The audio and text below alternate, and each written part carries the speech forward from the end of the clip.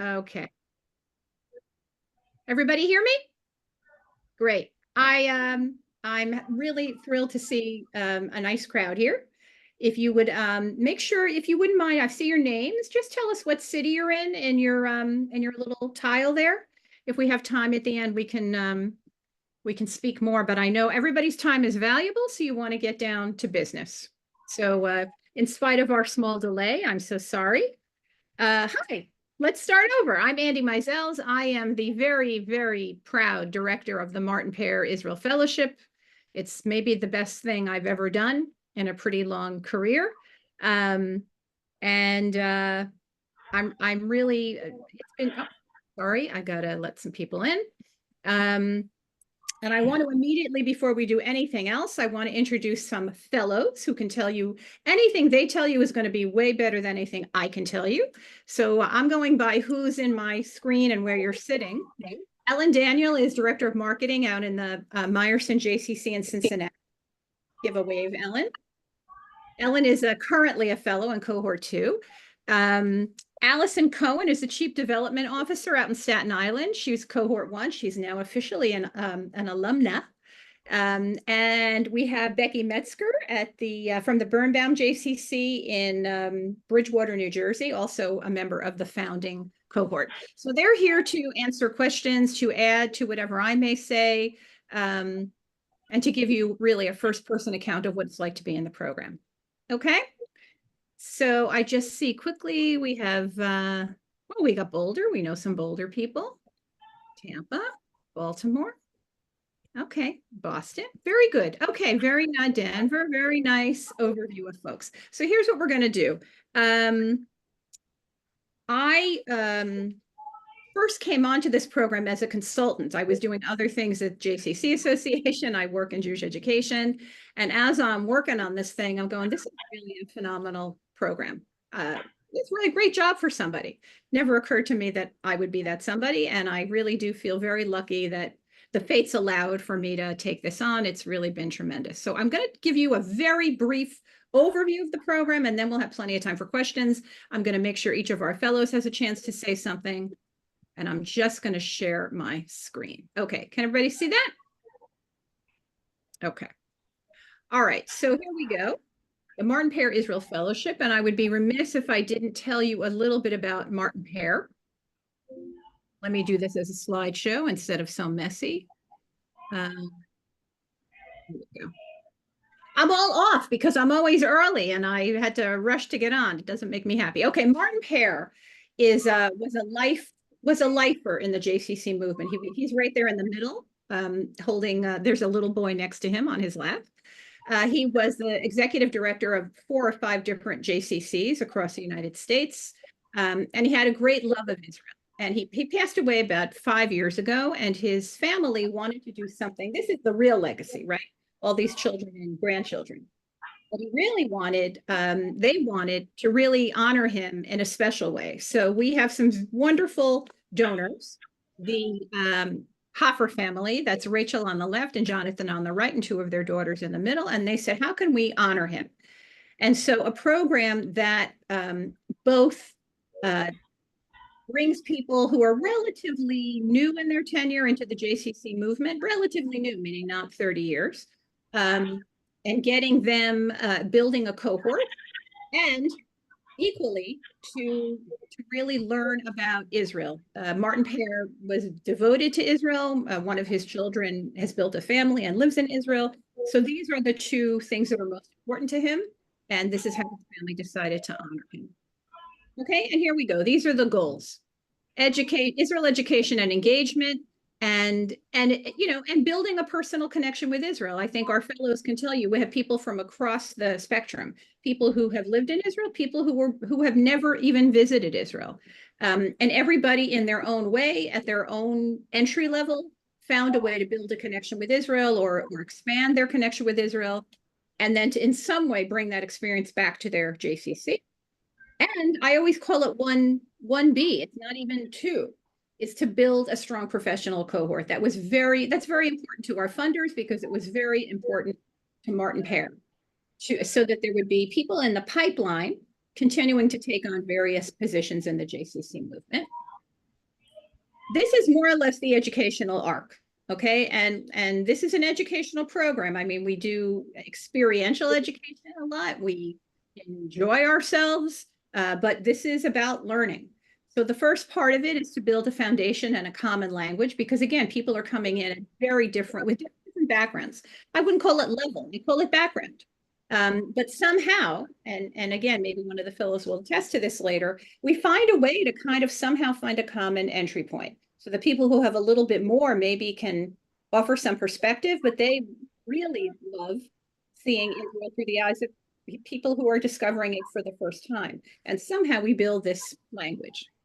And we also want to build a basic understanding of Israeli history and social groups in Israel. And, you know, there's no lack of things to talk about in Israel, especially now.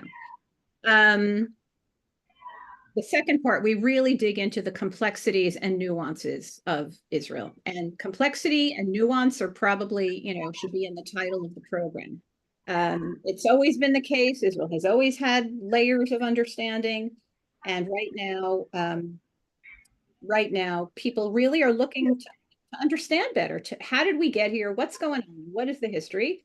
And together with that, this is a living, breathing, vibrant nation with people who live their lives and are this is their home. And we want you to sort of understand what all of that means. And again, I won't say it constantly, but what all of it means now has never been really more important to understand. And then the last part is to bring it home. And this is where we are now with the cohort 2. What is the relationship between Israel and North America, both writ large in terms of histories and governments, and you know how does the United States or Canada relate to Israel, and then the Jewish relationship, Jewish diaspora relationship with Israel, and then we bring it really micro. Where is Israel in your center and in your work? Right. So that's what we concentrate on. And we also, at the end of that period, people work on projects for their communities. We'll talk about in a minute. And then this is sort of it's woven through, and we try to do it in a sort of subtle way. But the whole idea thread in the program is, what is community? We all work in a place where we walk in the door that has the word community in the title. What does that really mean? What is a community? When does a community thrive? What's my community vis-a-vis Israel? We know that that's become complicated in the last year. But we try to look at it from the positive end, which is, how can Israel engagement enrich my community? How does it enrich me? And how does it enrich? And then this is the last part, which is cohort 1 just finished. Implementation, building, sharing, and implementing projects. So the official program runs from January to December of a year. If you're in cohort 3, we're doing that in 2025. And then in 2026, for those first 6 months, you're working on a project to implement in your community, right? So I'm going to let the fellows talk a little bit more about that as well. And just this is our first cohort. There they are. You can smile at your friends, Becky and Allison. Here's lovely cohort 2, Ellen. I'm not going to leave you guys out. This is in Israel. A lot of food, regardless of what continent we're on. There's always a lot of food. Sometimes we make the food.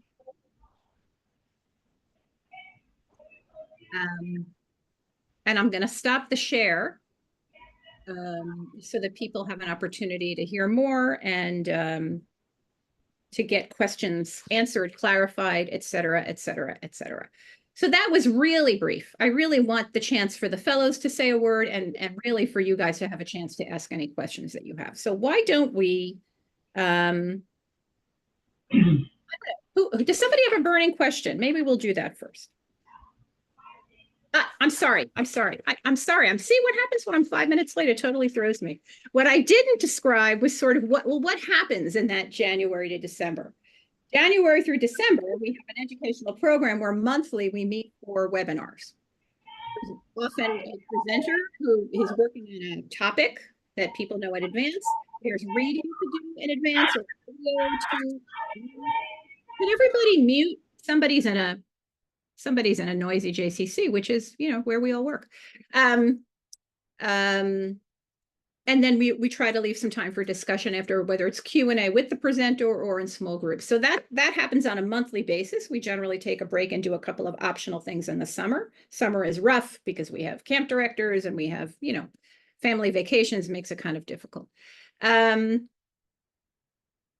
we have 3 in-person gatherings. So the first one is in March, right? We come for 3 days. You finally meet the people you've been seeing on screen, and we have an educational program and, the social part of it.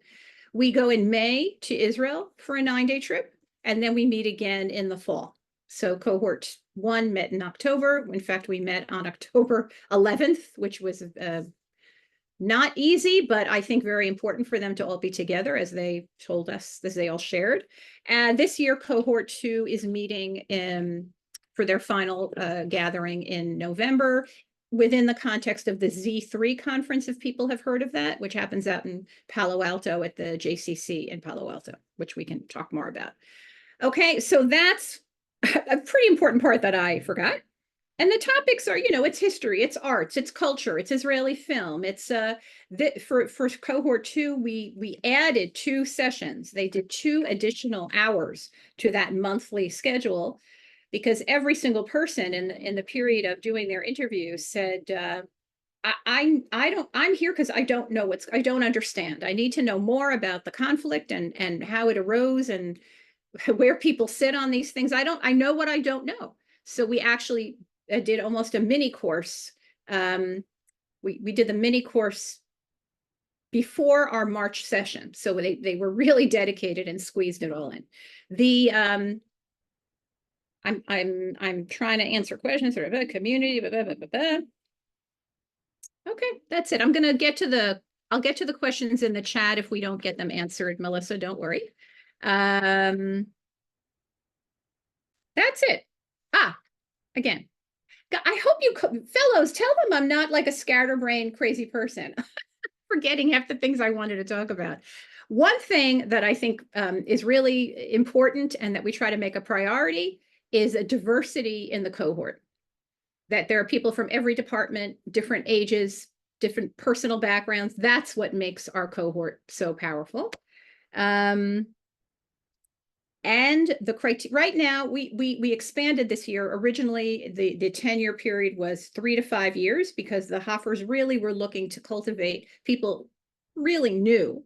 We've expanded this year from 2 to 8 because there are just too many great people out there. And I always wound up making an exception because there was somebody we couldn't turn away. I know there have been questions even from some folks on the call.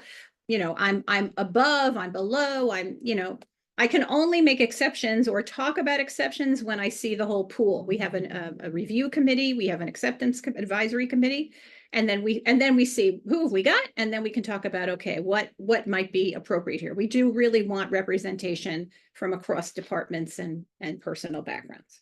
I'm going to stop talking because I'm not doing so great today. And I'm going to ask actually each of the fellows to maybe make a general comment about what the experience has been like for you. If you want to emphasize one aspect of what I laid out very briefly, that would be great. And then we'll open up for questions. So I don't know, Allison, you want to start us off? Sure. So I was in cohort 1, proud alumna. This experience was, if not, I'm going to say it was the best of my professional career. It really was a life-changing experience. We happened to go, as Andy mentioned, before October 7th. So it really put everything into context that we're seeing now. And as Andy mentioned, some people were Israel newbies. I was in that group. So I didn't really have a personal connection to Israel before we started this first cohort. And now I feel extremely connected to Israel. I understand what's happening. I have found a love for the culture and the food and all the great stuff that Israel brings to this world. And it's been just a wonderful experience all the way through. Even now that we're sort of officially done, our cohort keeps meeting informally on Zoom, and we're hoping to get together again at some point in person. It's just been a wonderful, wonderful experience, and the educational level is off the charts. I know Andy's a little out of sorts today, but she is amazing, and she puts together like the best, most really great speakers, Just a fantastic educational program that gives you the full story of much more than what you see on the news every night. It really gives you the history and the background. And, we wrestled with tough topics, but it was really important to learn about it. Great, thank you. Becky, you want to take it? Sure. Hi, I'm Becky. I am from the Bridgewater JCC. I am the assistant camp director.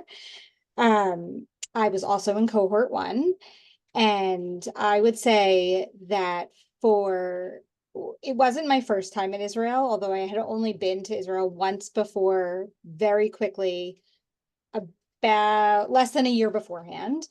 But for me, what I found to be amazing is what I would have taken away from a trip to Israel or learning about Israel in general on my own, and what you take away when you have a group of such diverse people. There were things I would have never thought to look at or think about or question or anything like that, that with everyone together as a group, it just, your mind was open so much more in so many ways that it was just so much more impactful as you went through each step of everything. Andy's amazing, so you won't go wrong there. She is truly amazing, and I would agree that our cohort, it's wonderful to have. While we still do meet sometimes, we have a group chat that is constantly being used. It's wonderful to have people all over from all different JCCs to ask questions about, to just pop ideas off of, even though we're not even in the same departments. So it's been great. Thanks, Becky. So Ellen started the program, applied for the program in the midst of everything. It was the same basic timeline where the deadline was, we opened after Labor Day, the deadline was November 8th. And then we had this cohort of folks who said, I'm still in. I want to be part of this. So Ellen, maybe you can share a little bit about, what motivated you and what you're finding, and you're in it still. You're in the thick of it.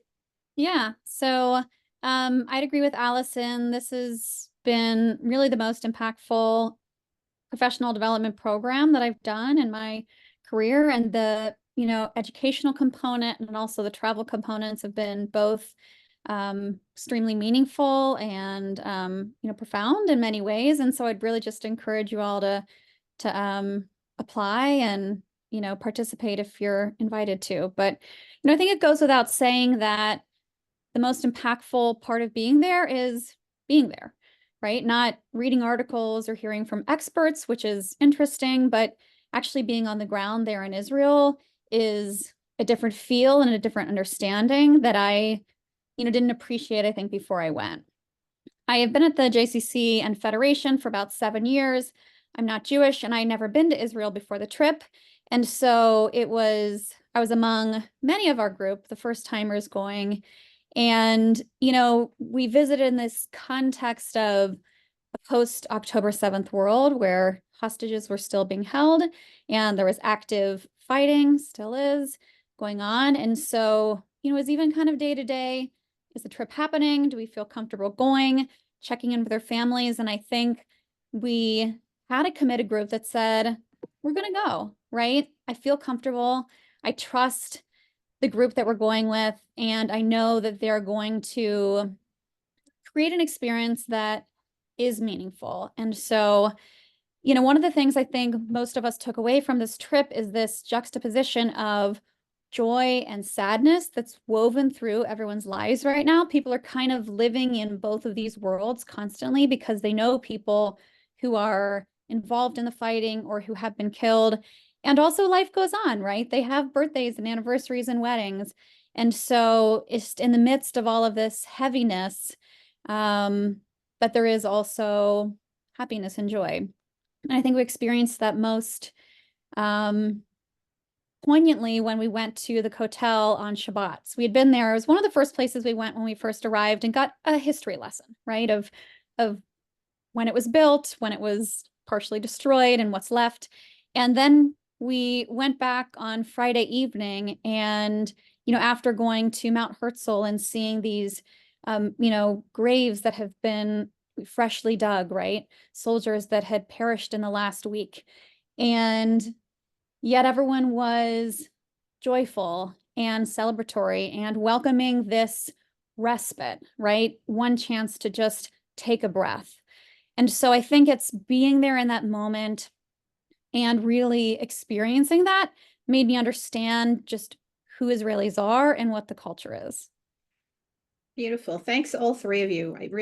I told you, it's the best job I ever had. It's so rewarding and incredible. And it's kind of a self-selecting group, so the people that wind up in the final cohort and many of the people who apply, sadly, we can't always take everyone, tend to be a particular kind of person. And so we've, enjoyed being together and traveling together and learning together, and really enhances the people really enhance the experience. So I wanna answer your question, Melissa, and then we'll open it up. So the first session in person in 2025 will be in March. And I can't give you the location until we sign the contract, but it will likely be in the New York, New Jersey metropolitan area. You probably will fly into Newark or maybe Philadelphia. Some people drove into. That's what we're looking at, and we know that sooner or later. All the information. Andy, Yes. do you have the dates for that? I do. All the dates. Clear your. Well, I'm asking if am I going to be here or am I going to be away? Yeah, I checked the JCCA calendar as much as I could, and I think you're going to be around. It's fantastic. March 17th to 20th. But if you go to the pages in the JCC Resource Center that have the application, there's a timetable. All the dates are listed. And when you apply, you should make sure that you're available for all those dates, because we have not had an issue with attendance. People, when they're in, they're in. But if you're going to not be able to be at something or be at a chunk of something where we're in person, this isn't the year. Maybe wait another year. Listen, things happen, emergencies happen. But we're talking about if you have a wedding, you have a graduation, you can't get to Israel on the day that we're going. You don't, because everything is built to build each experience on the next. Yeah, clearly not enough caffeine today. Each experience builds on the former experiences. So you don't, you want to make sure that you're getting the total range. Okay, so let's open it up for your questions, and then we can really, and don't be afraid, like if you're concerned about security, safety, whatever it may be. Yes, Riva. Hi. So Hi. I am in the bucket of people who has experience with Israel. I have family there. I traveled there many times and lived there for a short time. But I'm curious if the alumni of the program can share just examples of the programs that were created back in their JCCs, because for me, I'm most interested in I'm newly in my role. Though I did grow up with JCCs my whole life, but I'm most curious about how I can really translate the Israel experience back to my JCC, and just thinking about just how we think about Jewishness and we talk about Jewishness. I'm on the marketing team, so talking about things and language is really where I spend all my time. So I'm wondering what those programs look like. Allison, you want to take that one? Some people are still finishing theirs. There are people who their deadline for their reports is not till the end of the month. And there are some people who asked to go into the fall, or, I'm pretty easy professor. So I'm a little bit flexible on it. So, but Allison completed hers beautifully. So why don't you tell us? Yeah, so I did, for Yom HaAtzmaut, I did an Israeli food festival, and we paired it with a concert from an Israeli rapper who's from the Gaza envelope region. And it was really just like a great night of, people came and ate and then enjoyed some music. So it brought a different, flair to our usual, we have cultural arts performances, but we don't usually pair them with specifically Israeli food. And we tried to show the diversity of the food of Israel and bring in the cultural piece through that.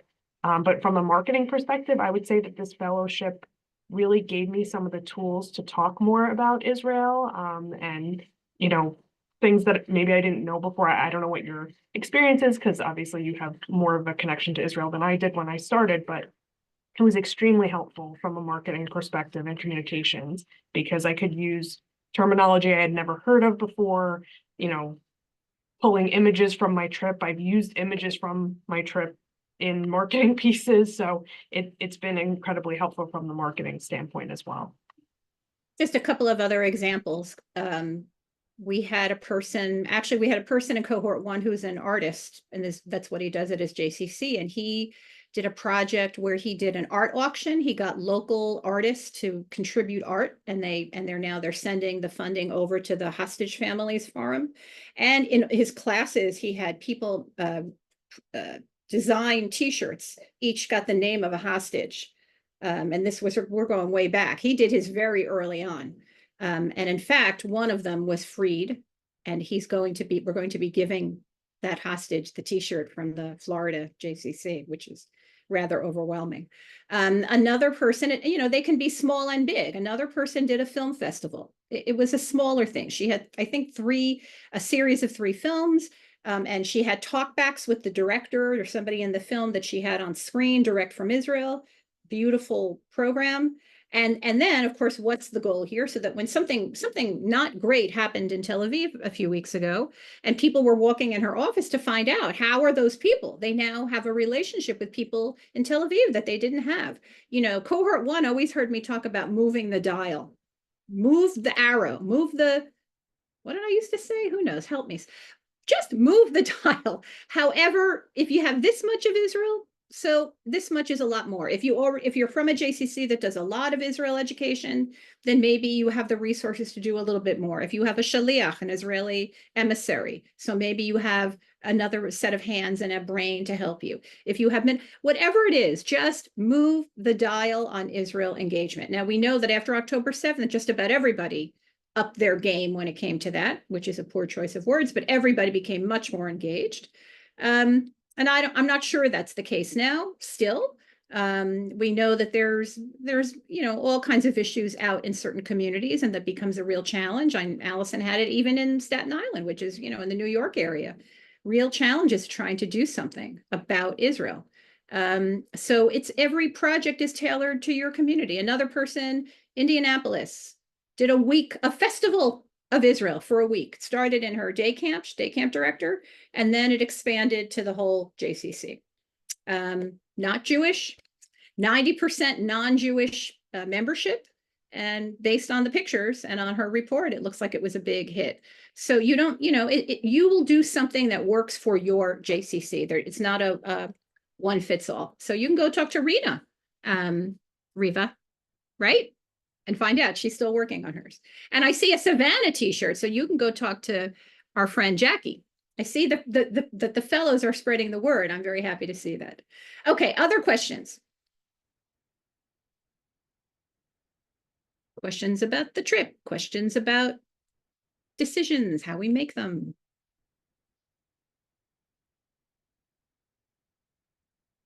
I'll ask a question. Why do people find themselves on this call? What sort of drew people to even inquire or think about the program?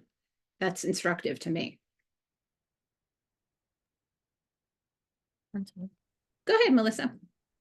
Sure. So in our JCC, we're really struggling, and we're starting a task force about the place of Israel in our JCC. We live in a community where there are at least 5 organizations working with Israel in various capacities. And what is the JCC's lane? And what should we be doing for our Jewish members and our non-Jewish members? And how can we serve the community in a way that is unique and true to the JCC values and vision? Oh, that's really, first of all, that's great that your JCC is doing it, because everybody's sort of reflecting, I think, right now. And that's a dilemma sometimes, where does a JCC fit? And, are we stepping on each other's toes? That's great. That's a great motivation. Yeah. Yeah, sure. This is Joy. Hi. Hi.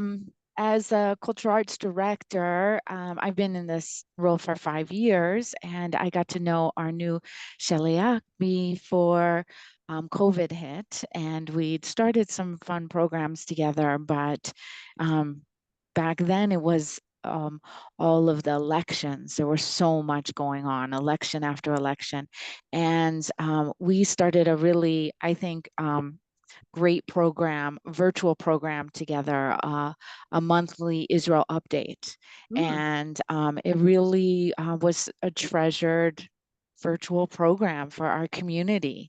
And through helping facilitate this program for Itai, I got to learn a lot about Israel. It was amazing educational experience and community building with other people in our community that love Israel and are connected in so many different kinds of ways. And so much has happened since then. We've continued the program. Now we're doing it still virtually, but a new Shalia, who's wonderful, but came, a month and a half before October 7th. And so a different world experience for her. And now we're doing a program, Voices from Within Israel, and bringing somebody in from Israel every month to talk to this community. Also fascinating, and really treasured by our community. So I do other Israel programming, but I've never been. Oh, And my two of my cohorts in my work were part of this cohort last year, and they said, "Joy, you have to go." And so Jill and Maya. Jill and Maya, yes. Ellen and I so say hi. Tell them Ellen and I say hi. I will. And so I'm here. Very nice. Okay, I have to give a big red A to all those fellows out there promoting. That's really great. That's really great. Thank you. Anybody else or any other questions? I'm gonna ask a question maybe one or more of our fellows can answer, because I'm guessing that it's out there and it feels a little, maybe uncomfortable to ask. And it was 2 different times, but security and trips to Israel have been, I've been in the Israel education business for over 40 years. This is perhaps the most extreme situation we've been in, because we've been in an extended, combat for a long time. I mean, Israel doesn't, generally wars in Israel are very short. But I've dealt with this in many ways, and I lived in Israel for 10 years, and I took care of other people's children on a gap year program. So I'm, this is sort of part of the DNA of working in Israel. It's always an issue. Now more than ever. So maybe one or more of you wants to talk about, what it was like to be in Israel, whether it was last year or this current year. The safety factor, did you have hesitations? Did your family members have hesitation? Ellen told us a little bit about that, but maybe a little bit more nuts and bolts about how it really felt there. Because we can't run away from the fact that there are issues. There are always issues, and now we have more issues. And we don't run away from them, and we also try to give as balanced as an approach as we can within reason, in terms of where we visit and who we meet. So maybe people could address some of those issues, having experienced it. I can start, I guess. Mm-hmm. Obviously we went at a different time, and there was much more kind of urgent security questions. I think for me, the discussion was, it was different. So with the people that I worked with and people at the organization, a lot of people had traveled to Israel since October 7th. And so I just talked to them about what their experience was like, how they felt, and everyone really felt very safe, when they were on the ground, moving around, traveling through the country. They felt really confident that I should go and that it would be a secure environment. My family was a little bit more reticent, just because we're not Jewish, and I think they don't have as good of an education and understanding about what it is like, what the security measures that they have in Israel, at the airport, around town, those kinds of things. They can't quite picture what that looks like. And they also don't just have any kind of knowledge about how strong the security is in Israel. So I really took both of those into consideration. And, I decided that I didn't want to miss out, and that I trusted the organization to make the right decision, that if it wasn't safe, that we wouldn't go. And they also made decisions each day, based on our itinerary was that something that we felt comfortable doing, and that they were willing to, cancel the trip or postpone it or change our itinerary even once we were there, to make sure that everybody was safe and secure. So I really trusted the lead of Andy and the security team and JCCA while we were there. Thanks, I Ellen. felt very comfortable the whole time. Thanks. I would also say, so we went, Allison and I went before October 7th, and before we left, I had absolutely zero fear or concern, and didn't feel once, not even the slightest bit, unsafe when I was there. And I recognize it's very different now than it is then. But even when we were there then, they had the same security measures in place, in the sense that every morning they would meet with the security team to discuss if it was safe to go into each of those locations and if they needed to change anything up because of that. And so that was always nice to know that even before everything going on, that was still in place. I have the opportunity to potentially be part of another program that's going in December, which Andy, I hear you might be part of. That, so this is a different time where I'm making a choice to go when it is more unsafe there, or when there's more going on, I should say. But that isn't stopping me from making that decision. That the fear of anything like that, I have, exactly like Ellen said, I have full faith in the organization and in everyone who is planning everything, that they would not ask us to come and be a part of something if it wasn't going to be safe at every aspect of, every step of the way. So. Thanks, Becky. Yeah, Melissa. Is there any advice for a mother of toddlers figuring out if the trip is like a good choice to be away for 9 days, especially over my son's 3rd birthday, which is personal choice, but how you navigated that with your families and having that conversation of how important this is to you? So, I mean, my children, so we went 2 years ago. So my children were 5, 8, and 8. So they were a little bit older. So I have 3. And I mean, we were gone on Mother's Day. We were gone, it happened to be my birthday, which wasn't really that exciting. But and I recognize my children were a little older, but it's an experience and an opportunity to be part of something you're not going to get to have other times. And sure, I also am slightly different in terms of parenting than I think a lot of people. And my coworker is sitting right there and said, but yes, will you miss the actual day of their birthday? Maybe. But can you plan an amazing birthday party right before you leave or for right when you come back, and they won't know the difference and they won't remember that it's not on their birthday? Yes, you can. You can have the most amazing time right before you leave and have this most amazing birthday. And a 3-year-old's not going to look back and be like, oh my God, she did it on May 10th and not on May 14th. And, it's not going to be the opportunity that you have and the things that you will then get to share with your family afterward well outweigh missing the actual day of their birth for their 3rd birthday. So that's my personal opinion. But I tend to be a little bit more loose as a parent in terms of things.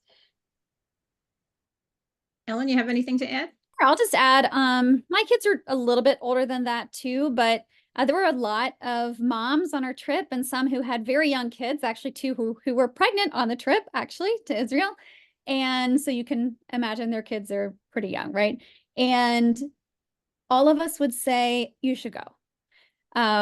You can, I agree with the birthday. And I think the biggest challenge is actually just the logistics in getting grandparents to help and what are they going to eat and how are they going to get to ballet lessons and soccer practice and all of that is the planning is much more difficult than the actual being away, but the experience was well worth it. I can remember on the bus more with one than two that based on the time difference, if we had a ride, well, Houston was checking in with her kids and then New York was checking in with her kids and people were getting did you get out of bed? Did you pack your lunch? They were having those dialogues on the bus in a way that allowed them to sort of be with the family, but also they were 100% with the experience. Then they turned it off and they were with us. So, our moms here can give you, I think gave you some pretty good guidance. Anything else we can tell you? It's really fun to hear from our three fellows. It's really great. What else can I tell you? If there's people who have had somebody, Riva, you've had more experience with Israel, I think you can go right to Rena, who can tell you. I learned later that Rena was doing simultaneous translation to the group when we were speaking in Hebrew, which was not that we were trying to hide anything. We would just would speak in Hebrew because we're in Israel and we're trying to decide where to have lunch, So somebody with a little bit, we had somebody in group one who actually had lived in Israel for a number of years, and she got as much out of it as anybody else. In group two, we had, somebody who had spent a year abroad and Israeli in-laws, and, and then there are the people who had never been. Somehow it, again, because of the nature of the people who wind up in this program, and these people also can tell you that we had a call a few weeks ago of the first two cohorts, and I was a blubbering mess because it was so overwhelming to me to see all those people on the screen and see what fabulous people had been attracted to this program. I was so proud for the Hoffer family, and in the legacy of Martin Pear, that these are the kind of people that are attracted to this, that want to learn, that want to develop themselves professionally, and that want to really build that relationship. What else? Any other questions popping up? I think we have Tampa. Eliana, where are you located? Cincinnati. Cincinnati. I wonder who mentioned the program to you. Oh, good job, Ellen. Okay, very nice. Very nice. I run our youth theater program, so and I've been to Israel a few times, but I sort of feel like this lens and then being able to kind of bring the things that you guys were discussing sort of back to there and sort of filter it, to the eyes of children, I think, like, for me, is like what would make it most powerful. Yeah, great. Okay. Other questions, comments, anything the three of you want to say that we haven't covered yet that is jumping off the page? I was just wondering, will you be sending the application, or is it a website? How we access that for the next steps? You need to go to the JCC Resource Center. Okay. You are not registered. I'll just speak out of school for a second. It drives me a little bit nuts that you have to register for the Resource Center in order to access the information and the application. Go ahead, Randy. Thank you. But you do. But it takes all of 10 seconds. If you're not registered, just go to, you know what, I'll try to pull it up before where'd she go? Here she is. I can send it to you. I can send you the link so that you know where to go. And then you log on, you get a password, and you're ready to roll. And then what I'll do is I'll send that to everybody when the call, not immediately, but in the next day or so, we'll send you everybody the link to get to the Resource Center. And that's where the application is, and that's where all of the dates are, and that gives you a little bit more lucid of an overview than I gave you today of what the program is. So that's how that. Okay, but we'll make sure that you get the JRC and application link. I know I'm jumping ahead of myself, but on the Israel trip, is it Shabbat friendly? Oh, yes. Oh, yes. Okay. Yeah. I mean, this Shabbat we didn't have, and this year nobody was Shabbat observant, so we took a little, there was no reason if there was nobody, but in general, the policy is that it is Shabbat friendly and no one will have to break Shabbat to do anything. There's some free time on Shabbat, and so people were taking taxis if that was what was of interest to them. So we don't enforce it, but we don't do something that's going to make you break Shabbat if that is your practice. And that's generally the policy of JCC, JCC association programming. Yeah, that's what I figured, but I think. Anything else we can tell you? Well, you've all stuck around this long. That's good to know. Listen, what I can quickly do is I can give you my email.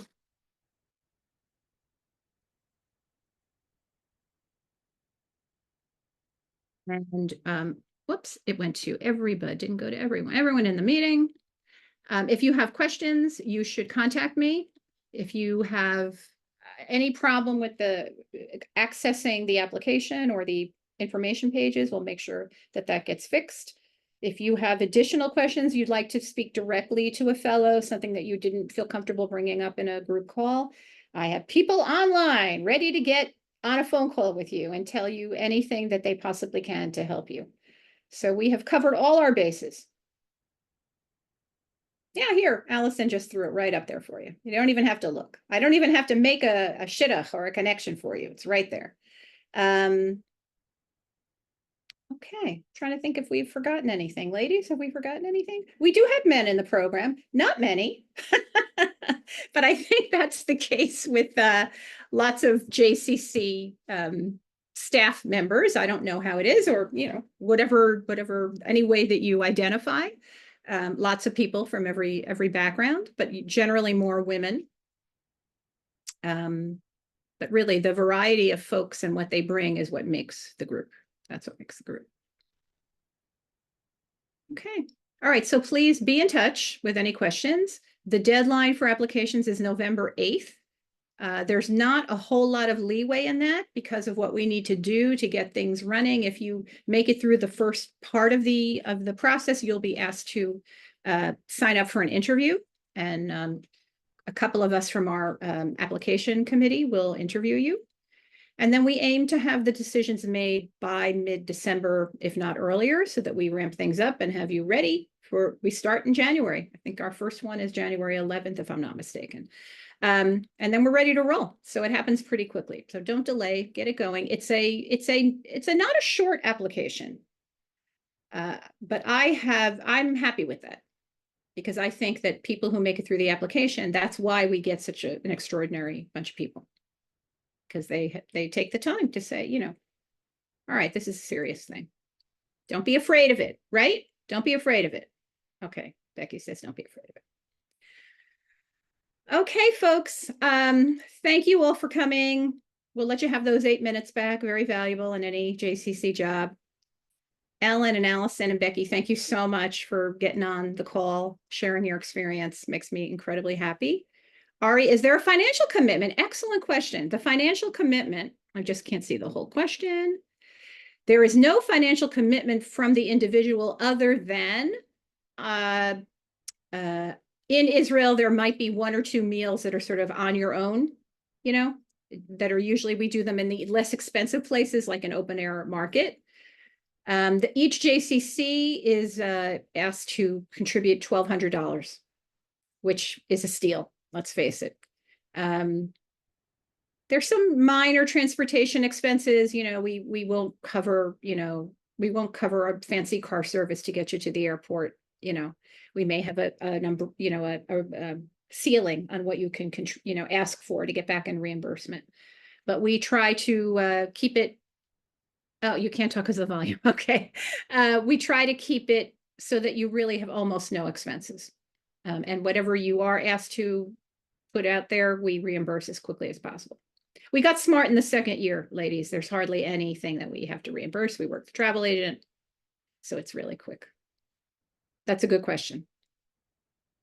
The other one, while we're on that topic, part of the application, in addition to what we ask the candidates, is we have 2 forms. One is from your direct supervisor, and one is from your executive director. If it's only one person, it's only one form, where we ask them to say a few words about you. But beyond that, the executive director is asked to commit to the $1,200 fee, to the fact that you will be given the support to do what you need to do, whether that means coverage so that you can be away and really be away and not have to pick up the phone, and support, to do, and what you need to do includes your project, right? So no one's going to give you a hard time. And, everybody has their bureaucracies, and every JCC, has their little glitches, but that they are, when they sign that form, they are signing on to everything that is part of the fellowship, and that you are not expected to be making things up, making up time in your off hours. This is your job. When you are in Israel, that is your job. Nobody should be bothering you, calling you. You shouldn't have to check emails. I know sometimes you communications people sometimes feel a need to do that, but really that they're going to cover it so that you can fully experience the fellowship in the way that it's meant to be experienced. Thank you, Ari. That was a pretty important question that I neglected to. Anything else? Okay. Great to meet all of you. Please say hi to all of our friends that we shouted out. Melissa, you can shout out to Sarah. And everybody knows somebody here, it looks like. So I guess the system works. Well, Tampa, we haven't had anybody from Tampa. So maybe, Ari, you're going to be the pioneer. We'll see. Okay, everybody, have a great rest of your day. Thank you for your time. And Thanks for your time, Andy. there's Bye. a Thank session you. again, another one in October. So if you want to, I'll be in better shape then, I think. But if you want to have more questions answered and meet another 3 wonderful fellows, you have that opportunity as well. Okay, thanks.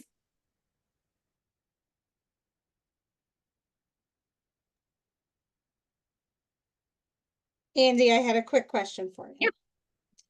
Yeah. Do you have more information about the December trip? I think that what you saw is what we've got. The December trip is being run by the Eye Center. Right. With them a little, I gave them as a resource at some point during. Yeah. They've been doing this since, I think, December of last year. They have this sort of formula where it's a 4-day trip. And it's really, it's really not meant for a first timer. I can tell you that. I think that, somebody coming to Israel for the first time, they need a different trip.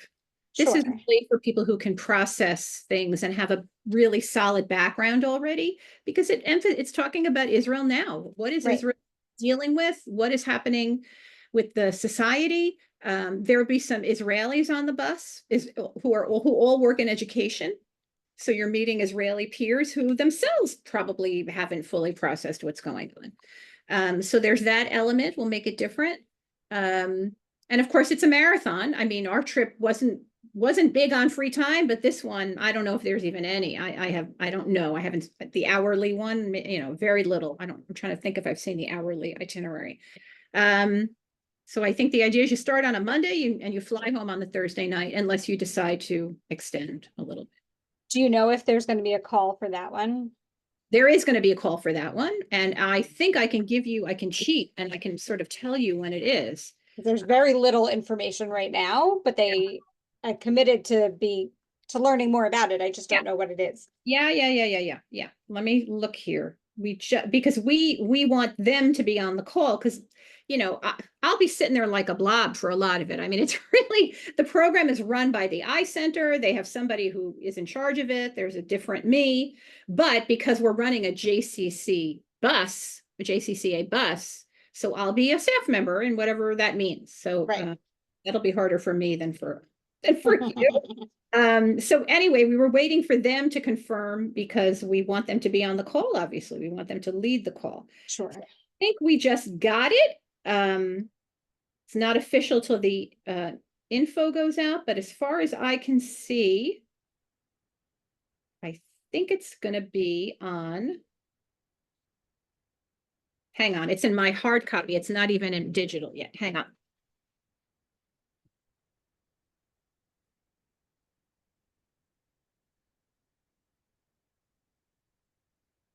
Yeah, this is like 80% sure that it will be Tuesday, the 24th between 12 and 1. So my guess is you're going to get an email about it almost immediately, because it's a week away. Okay. All right. I will be on the call. I just will have to figure out how. It's during one of our camp conferences. So